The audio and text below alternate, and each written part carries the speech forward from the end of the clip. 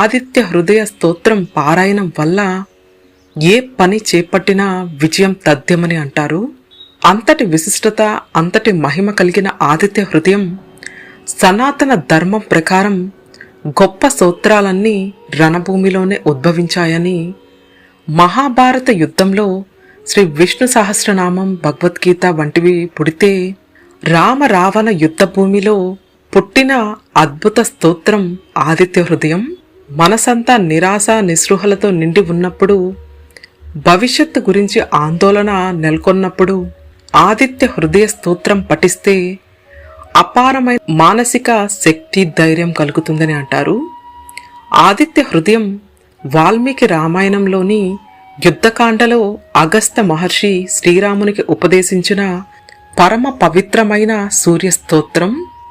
రావణ వధకు ముందు రామునిలోని నిరాశను తొలగించి విజయ శక్తిని, ఆరోగ్యాన్ని, ఆత్మవిశ్వాసాన్ని ప్రసాదించే అత్యంత ప్రభావవంతమైన స్తోత్రం ఇది.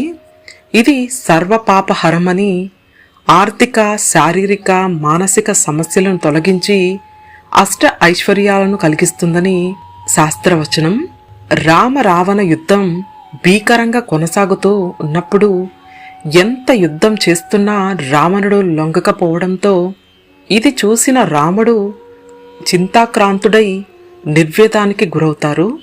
ఆ సమయంలో ఆకాశం నుంచి యుద్ధాన్ని చూస్తున్న అగస్త్య మహర్షి రాముడు చింతాక్రాంతుడు అవడం చూసి ఆకాశం నుంచి రాముడు వద్దకు వచ్చి, రామా, శత్రువులను నాశనం చేసేది, జయవహమైనది, నిత్యం జపించవలసిన ఆదిత్య హృదయం అనే స్తోత్రం ఒకటి ఉంది.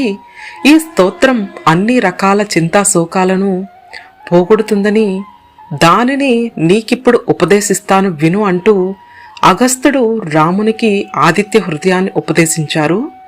అగస్త్యుడు రామునితో, రామా, ఎవరు ఎలాంటి ఆపదలో ఉన్నా, దుర్గమ ప్రదేశంలో ఉన్నా, భయపడుతున్నా ఈ స్తోత్రాన్ని పఠిస్తే ఏ ఆపద దరిచేరదని, ఈ ఆదిత్య హృదయాన్ని 3 సార్లు జపించి యుద్ధం చేసి రావణుని వధించు అని చెప్పి అగస్త్యుడు ఎలా వచ్చాడో అలానే మాయమైపోతారు.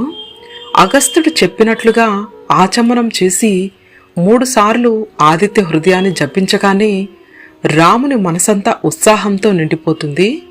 రెట్టించిన ఉత్సాహంతో రావణునిపై యుద్ధానికి సిద్ధమయ్యాడు.